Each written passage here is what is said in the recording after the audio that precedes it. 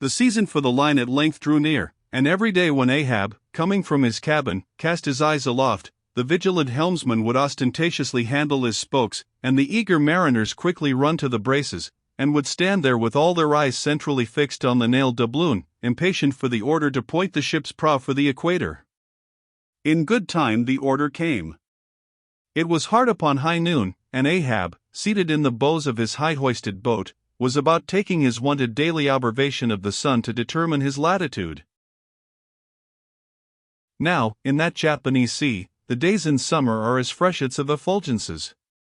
That unblinkingly vivid Japanese sun seems the blazing focus of the glassy ocean's immeasurable burning glass.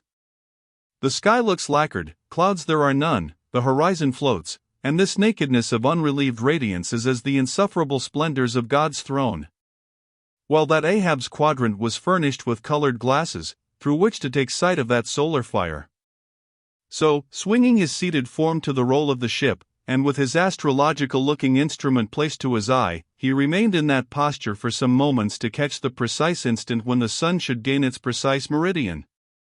Meantime, while his whole attention was absorbed, the Parsee was kneeling beneath him on the ship's deck, and with face thrown up like Ahab's, was eyeing the same sun with him, only the lids of his eyes half hooded their orbs, and his wild face was subdued to an earthly passionlessness. At length the desired observation was taken, and with his pencil upon his ivory leg, Ahab soon calculated what his latitude must be at that precise instant.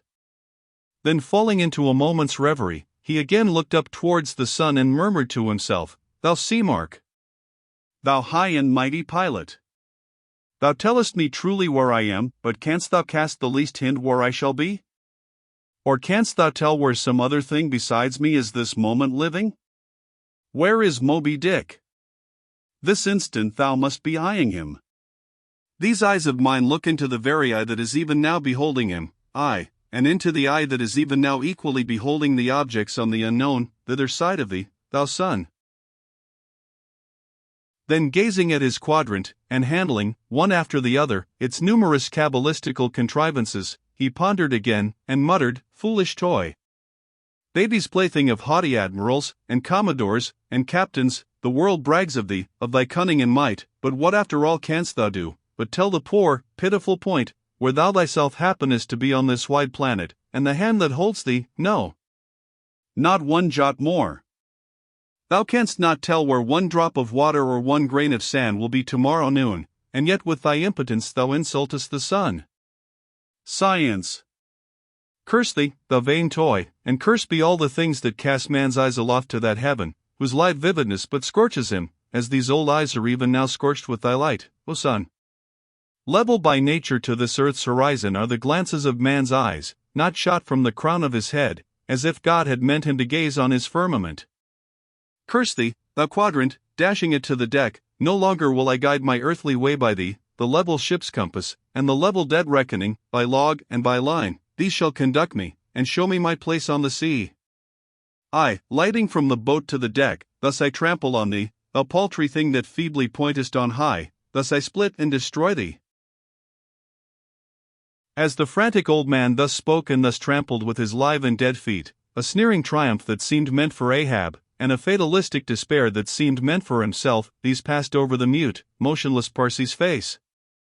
Unobserved he rose and glided away, while, awestruck by the aspect of their commander, the seamen clustered together on the forecastle, till Ahab, troubledly pacing the deck, shouted out to the braces, "Up helm, square in!"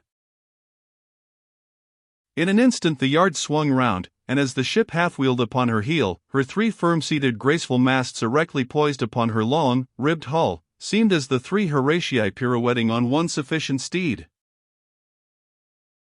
Standing between the knight-heads, Starbuck watched the Pequod's tumultuous way, and Ahab's also, as he went lurching along the deck.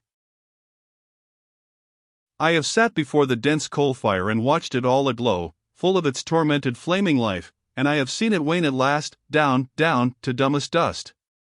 Old man of oceans! Of all this fiery life of thine, what will at length remain but one little heap of ashes?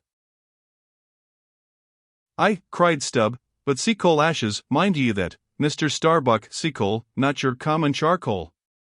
"Well, well," I heard Ahab mutter, Here someone thrusts these cards into these old hands of mine, swears that I must play them, and no others.